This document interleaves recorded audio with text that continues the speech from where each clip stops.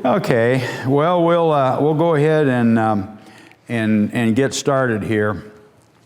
The story starts with the Bannerman Company. Francis Bannerman was a youngster at the tail end of the Civil War, or maybe approaching his teenage years. He was not a veteran, but through the war, his father was a ship chandler in the East Coast, supplying nautical equipment and dealing in surplus of all kinds. And as a kid, he was salvaging belt buckles. And I think in one of his catalogs, he talks about remembering melting down Civil War U.S. belt buckles for the lead and the brass by the thousands, in 1865 and 66. He, as a young man, he began to follow in his father's footsteps and on his own started buying Army surplus stuff shortly after the war, probably by the 1870s.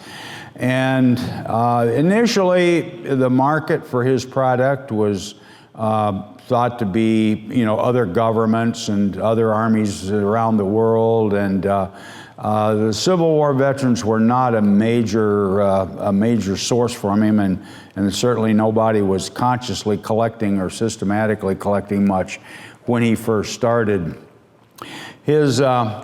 He got in, he did two things. He established a store in downtown New York City. It had a couple of locations, but it ended up on Broadway Street as late as 1959. And some of these pictures were taken probably in the 40s and 30s. The company, began buying larger and larger quantities of stuff. Of interest to us here is the fact that they were pretty active in buying old cannon and selling them to whoever wanted them for whatever purpose they were wanted. And it's in the company records, which turned up in a Civil War lumber chest somewhere in New England about 40 years ago, there are all kinds of receipts, I guess, for stuff they sold. And a few collectors have taken those receipts and tracked them down and found the guns and bought them, of course, because they were in the hands of families that weren't really collectors, but somebody back in the family wanted that old cannon and bought it. And so there's quite a lot of paper trails scattered around on the cannons and where they came from and who they were sold by. And I like to mention this because I think there's a simplistic feeling on the part of some people in the world today that everything of that nature belongs to the government. Well, our government was very good at selling off surplus very early. And I think there was a court case as early as the 1820s over U.S. muskets ending up in Africa, surplus muskets ending up in Africa, and some kind of proprietary right in the Supreme Court at that time, or the court of jurisdiction, said, oh no, a sale is a sale is a sale. And once it's sold, title passes and it's a quick claim thing. So I like to mention that because I think we occasionally run into this in discussions of old cannon. Well, if it's marked U.S., they must want it back someday. Some cases they do have rights. There are documents, but in many other cases there is a real disposal and ownership is quite possible then by other parties. So, at any rate, Bannerman by the 1890s is beginning to sell to individuals as collectors, and he begins publishing catalogs. And these catalogs become almost one of the founding documents of the collecting fraternity. I ran into my first one, bought it in 1959. It was the catalog from 1955, and at that time, from the store in New York, you could still buy Civil War carbine boxes in mint condition, leather cartridge boxes. Leather belts were a couple bucks. Round buckles were already hard to find by that time. They didn't have any. So there are a lot of people like myself made their first collecting forays as teenagers into sending monies to Bannerman. One of the things that I always enjoyed was they took out a small ad, about a quarter of a column, in the American Rifleman magazine every month, and stuff would turn up different every month, you know. In particular, one month I remember for $10 you could get a 12-pounder Mountain Hauser ammunition chest. And we'll talk about that a little bit later on. He was quite a scribe, and his catalog at least carried quite a lot of information, most of it fairly reliable, but in the 1950s it was one of the major sources for information on cannon collecting and remains so. He liked to throw in a few page fillers like the 1918 anti-aircraft gun of World War I, just to spark interest. He didn't have any for sale, of course, but that didn't keep him from putting them in the catalog as an interest item. All kinds of interesting stuff can turn up. A lot of stuff was one of a kind. Some stuff at that time in the 55 catalog, there were still a few cannons with price tags on them. I later found out that most of the Civil War gun tubes were sold in the middle 1950s. One early Loomis Battery member coming back from World War II remembered he stopped in New York City and wanted to go to Bannerman, so he did, and they had a bronze 6-pounder on the floor there for $500. And a pretty handsome sum in 1945, and he always regretted he didn't spend his separation pay, but he wasn't sure how he'd get it back to Detroit, so he passed on it and always regretted it. But there was that sort of thing going on. Well, my connection is a little more recent than that, for sure. In 1964, one of our members was out to, well, I should have back up a little. The store lasted until 1955, until I think Interstate 90 freeway went through New York City, 90 or 95, I'm not sure which now, but at any rate, the freeway wiped out the location for the store. So Bannerman's had a sale, and a lot of collectors went down and hauled stuff out of this 5-story narrow retail building in New York City.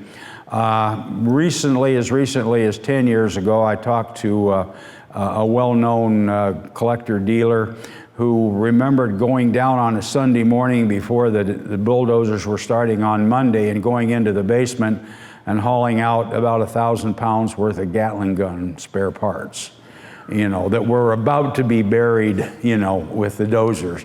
And I'm sure he didn't get them all. He was always sure he didn't get them all.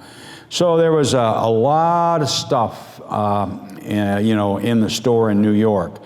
But the mother lode of inventory, at least in volume, was located up on the Hudson River in New York. He acquired Polypal Island in about 5 miles north of West Point Military Academy, on the Hudson River, very near the east shore. It's probably only about 800 yards, I'd say, from the east shore, and probably about 1.25 miles from the west shore, West Bank.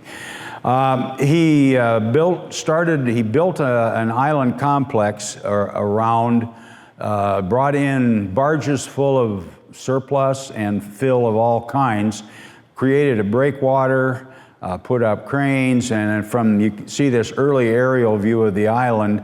He started building his quote castle, which was basically a warehouse. It was about 5 stories, I think, to the very top, and the first story was on ground level, of course. First story got pretty wet in the winter times. There was times during high tides when the water would wash in, so stuff on the very first floor took the worst beating, but it was some of the heavier stuff and some of the artillery stuff down there, so it got kind of didn't have a good preservation situation. But anyway, he built a breakwater, put up the castle. the story goes, he, being of Scottish origin, he was born actually in Scotland, Francis was, he always respected that heritage, and he was a very thrifty fellow. So he found out a competitor of his in the surplus arms and ammunition trade made a big sale to South America, but he did so without the benefit of all the State Department paperwork back around 1900, somewhere in there. So somehow the Treasury Department found out about that, stopped the sale, confiscated all the goods, and auctioned them. And of course, who was the big buyer but Francis? Well, Francis brought these kegs of, quote, marked concrete, which contained, 3/4 were filled with Spanish 11mm, cartridges for the old rolling block or whatever, and then a thin layer of cement on top of it. Well, he had such a large volume that he started building his castle with the cement that came free with these packaging. Well, of course, the guy buying the cement gets the cheapest and worst stuff he can get, right? Because he's using it for cover and he's not going to build anything with it, and Francis built with it. Consequently, we're going to see the result of a terrible deterioration of this concrete structure over these years. So it was falling apart pretty much in the 1940s, and really got bad in the 50s, and we'll talk about the 60s. There's another view of the island in wintertime. Color slide of my first trip out there.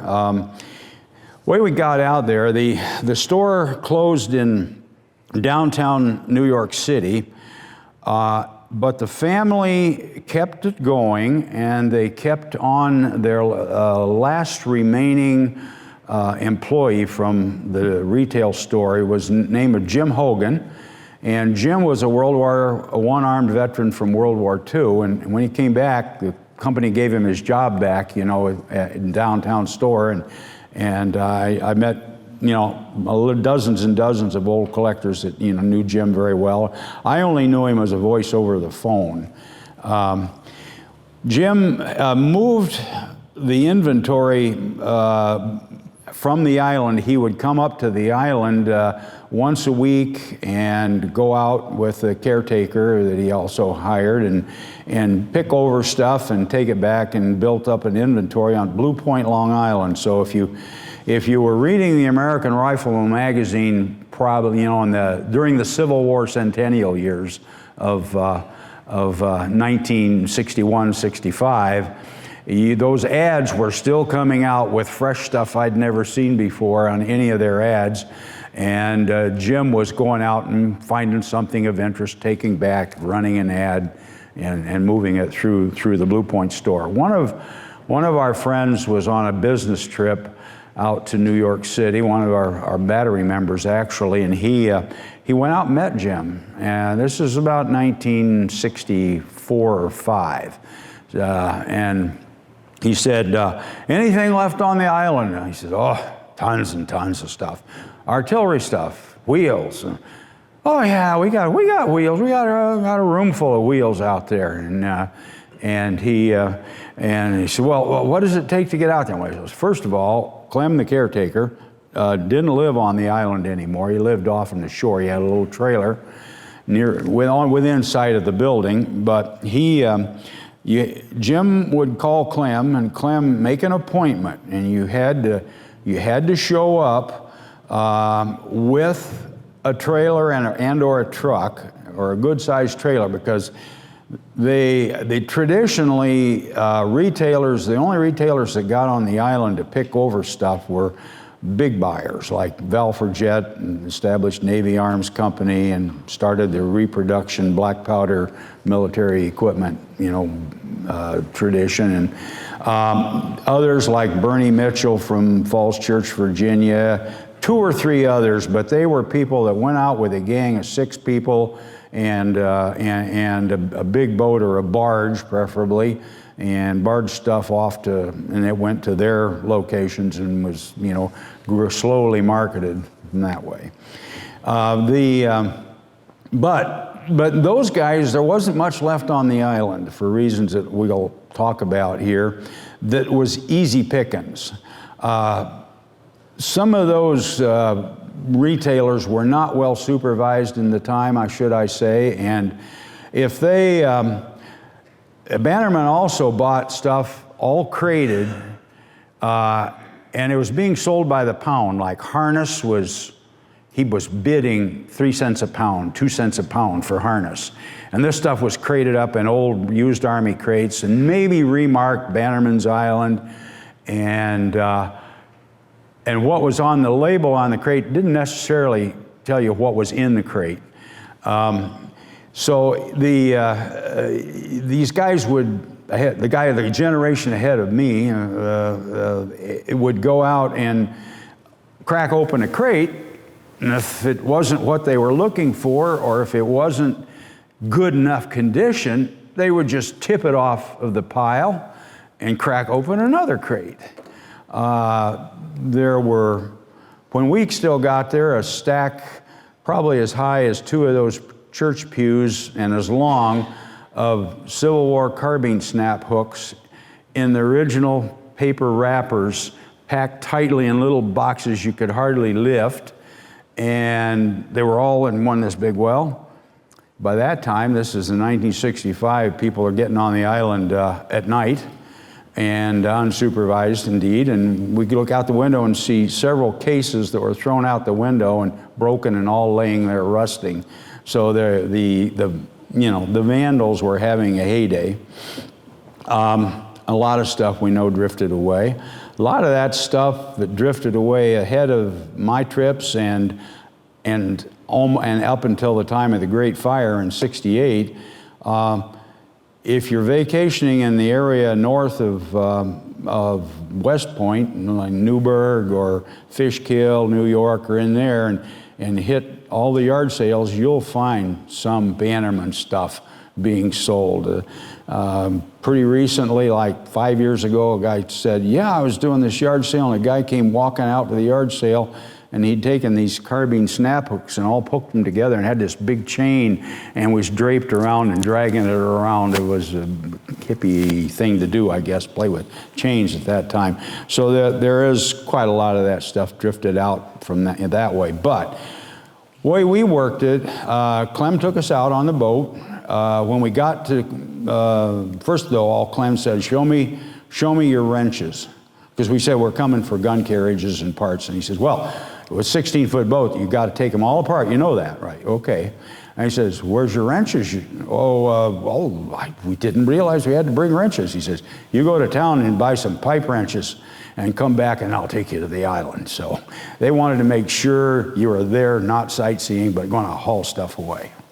And so we would spend a day, maybe 2, rarely 3 days, prowling around, pretty much with flashlights. I should intended originally to bring my hard hat with a 6-volt light and a lantern battery and a nail apron that we carried around. That was before these nice, little LED lights we buy today were available, and because as you can see, the first floor was boarded up. The second floor, you got a little light through the missing windows, and you could see quite a bit on a bright day. But in the bottom floor, if you were prowling through the artillery stuff, you had to have a light and both hands available. This is a little cruise around the island. Clem gave us a tour, so we'll get some period looks on. I apologize for that starburst mold there on the poor old slides, but we're traveling around the channel.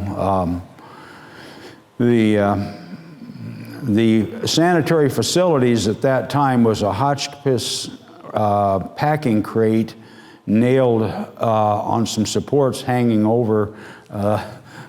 John Wells must have been there. He's laughing. He knows.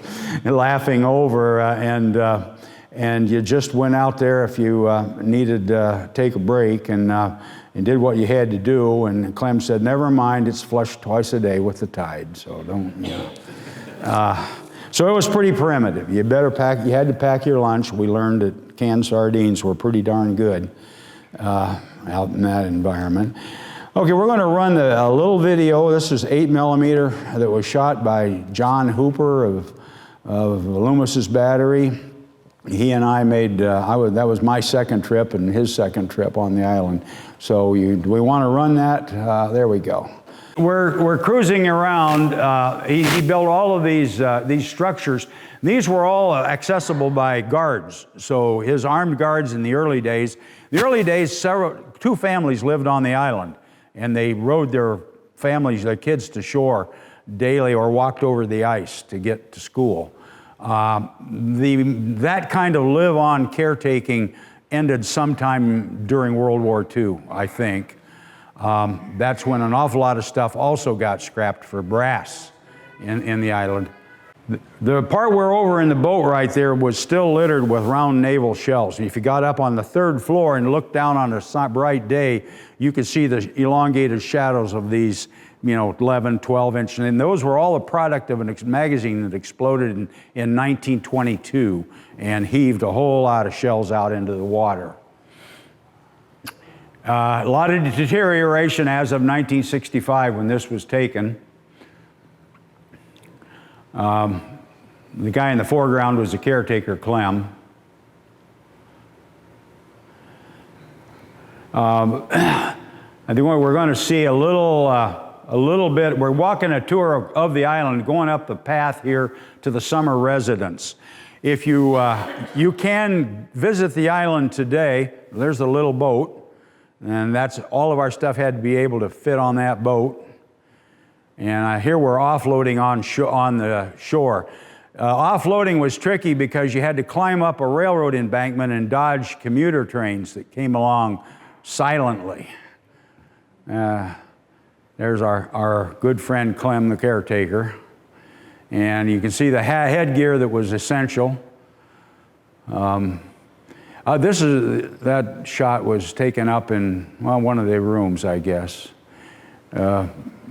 But this is pretty typical conditions. There, I think we were going into the summer residence, and we have some stills of that. Restoration group has now actually put a roof back on that building and semi-stabilized it, and we'll talk a little more about the rest of it later. And he has a Bannerman coat of arms in concrete plastered up on the wall.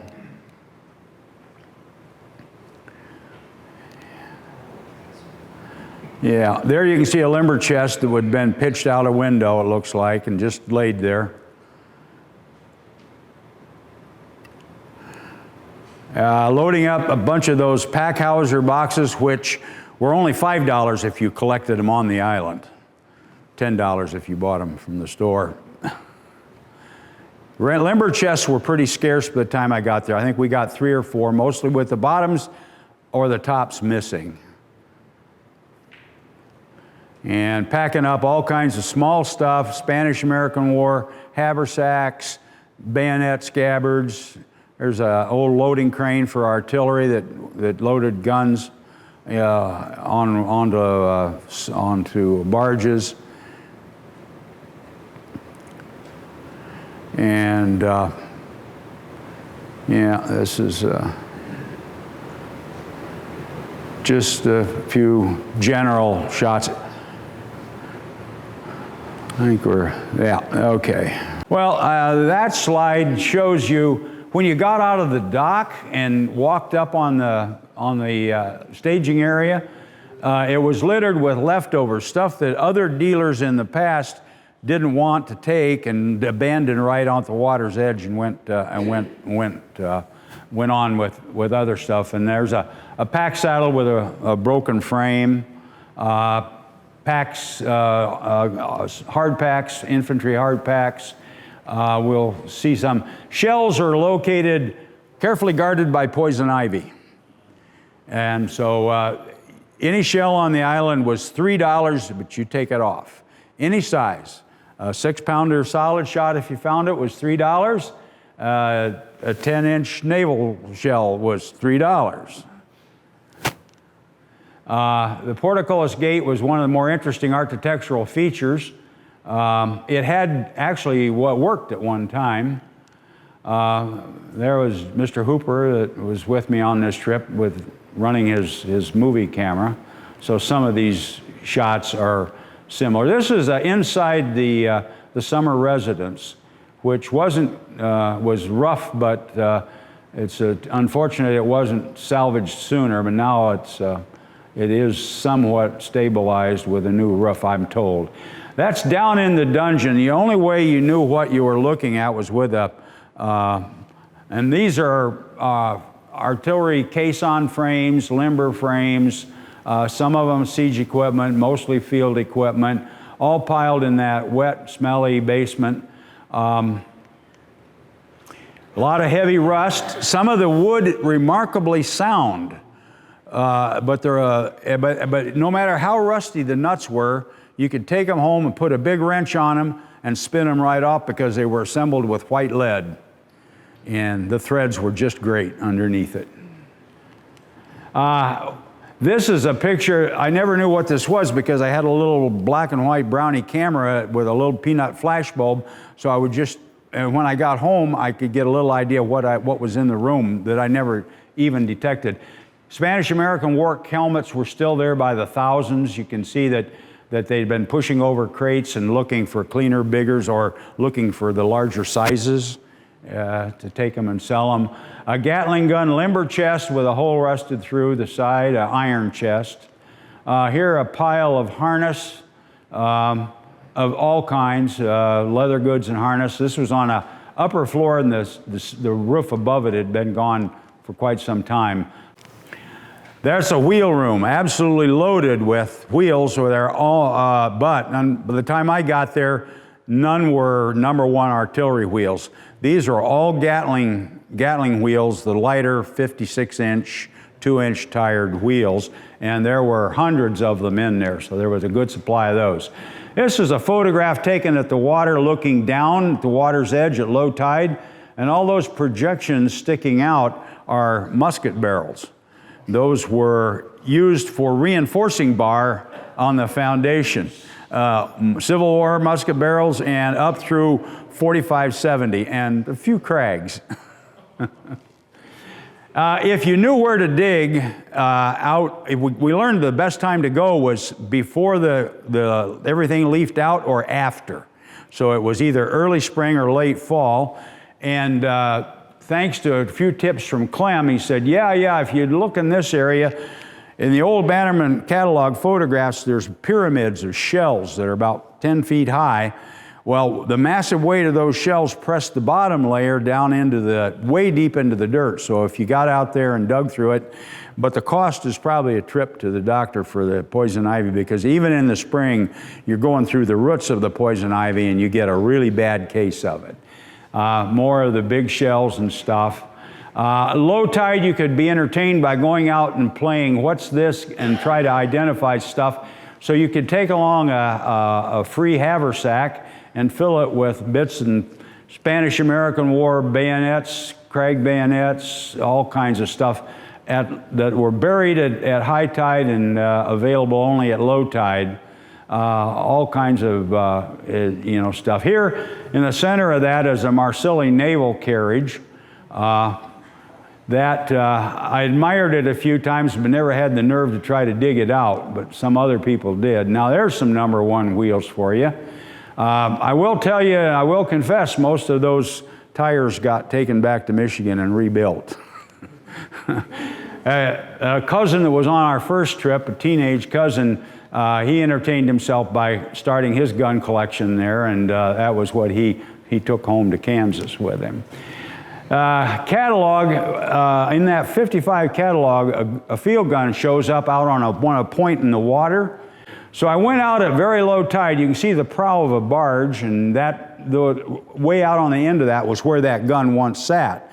Well, the gun, I'm sure, was salvaged and sold, but I looked around and I found about half of the carriage, the lunette up to the elevating screw, scattered around by the tidal motions, and some of them are on one of my, but they are all on one of my carriages now.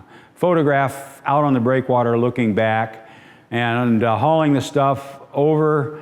That's after dragging it up a railroad embankment and dodging commuter trains, and that was probably my first haul. The way they did business was you had permission, you went out with the caretaker, he would write up a handwritten list, and he would mail it to the boss in Blue Point, Long Island, and Mr. Hogan would price it out, type it out, and send it to you. And that trip I bought 2 wheels for $25, 3 limber poles for $9, that's for the group. Black tar helmets, $3 for 3. I guess they were about $1 a piece. Wow, expensive. All kinds. Spanish-American War canteens, a dozen, $6 for Spanish-American War canteens. And that's dated probably 66 or 7. So that was. Well, I had an interruption on my Bannerman. I was out there on fall of 1967. And I got news from the draft board, and they wanted me to go to Korea on a little trip. So I did get to spend some time doing what I like to do with an advanced marksmanship unit over there and doing a little competition. Trophies were much like bowling trophies in those days. I got the chance to do a little armory work, build a few muzzle loaders while I was there. And while I was there, I picked up Stars and Stripes, and I carried a big article in the summer, in July of 1968, about the Great Fire at Bannerman's Island, and it had a picture of the building in flames. Well, what had happened is on my last trip in '67, Clem said, anything you want, you better get at this trip because the island's been sold. And the family had sold it to the state of New York, and they were going to take ownership in January. Well, a enterprising collector by the name of Hal Fillinger in Philadelphia had bought residual rights to everything left on the island of a certain date, and so he was given like 6 months or 4 or 6 months to clear it out. So he got a barge, one or more barges, went up there with a gang of young people from Philadelphia area, and they hauled tons of stuff on the barges, and it went down to Philadelphia. So when I got out of the Army and got acquainted with Dr. Fillinger, I had an opportunity to go pick over, and it was like, gee, I could have bought this on my trip, I remember it, but I guess I better buy it now, you know. So I got a second shot on a bunch of stuff. But what had happened on the island is kind of sad but understandable. Everybody knew it was a dangerous place. On my last trip, I went through the floor twice in 3 days. The upper floors were really risky and dangerous. So the state of New York had a big liability there. And some of us are reasonably sure that certain individual did some controlled demolition to remove the floors, remove the hazard, but leave the scenic walls standing because everybody knew it was such a landmark on the Hudson River. So that's apparently what happened. The year after I got out, made a trip back on nostalgia. By this time, you know, Clem is gone. We got a 2-man rubber boat and went over in it. 6 of us had to ferry back and forth. And I took these pictures showing the interior as of the year after the fire. Mr. Bauman there's found a nice shell out there in the poison ivy. What's? Right here. Okay. It's probably clean now, guys, so you can. That pile along the wall are Spanish-American War bayonet scabbards by the thousands that were still there at the time of the fire. The one-lung engine that ran the elevator. And other shots. Notice the capstan in the old catalog? That is still there today. Several people apparently tried to dig it out and nobody succeeded, and it's one of the few artifacts that's still in place on the island. There was a little lathe that I really desperately wanted, and I made a deal with Mr. Hogan, and he said, well, you better get back and get it pretty quick. But I couldn't take it my last trip, and I was going to go back, but then draft board had other ideas, and I didn't get back. Went out there, and my lathe was still there buried in bricks. But it's not buried in bricks anymore. It's in Monroe, Michigan. In pieces yet. I haven't got around to putting it together.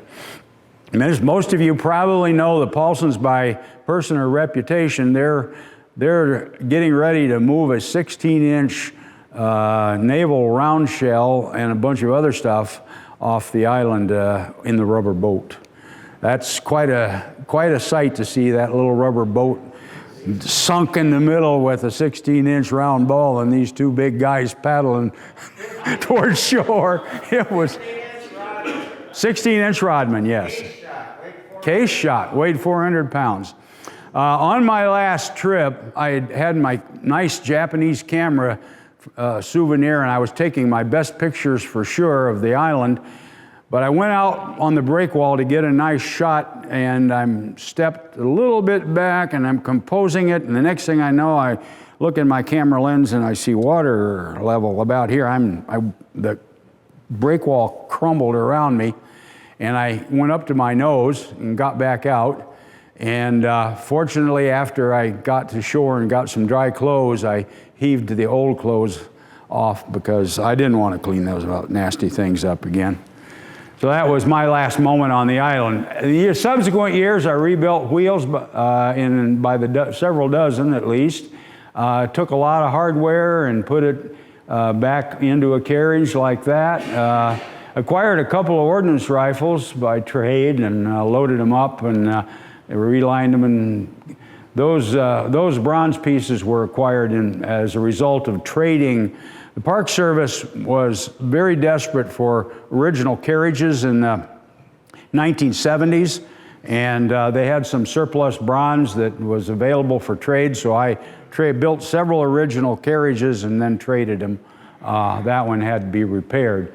The Gatling gun story is really interesting. Here's a catalog photo of Frank Crawford with Gatling gun. The Bannerman had the largest inventory of Gatling guns, and they really never sold until 1945. But one dealer would buy one. I know the story is he went and sold it, bought and bought two, took them out and sold them within a week, came back and bought four, went out and sold them, and in a matter of 2 months, their inventory was extinguished. But small parts and odds and ends and carriages for them. The early Gatling gun collectors weren't too worried about carriages. So carriages like this one came off the island. There were a dozen of these prairie carriages when I left the island for the last time because I thought I'd never need one. I later acquired a whole gun and a spare carriage from sources.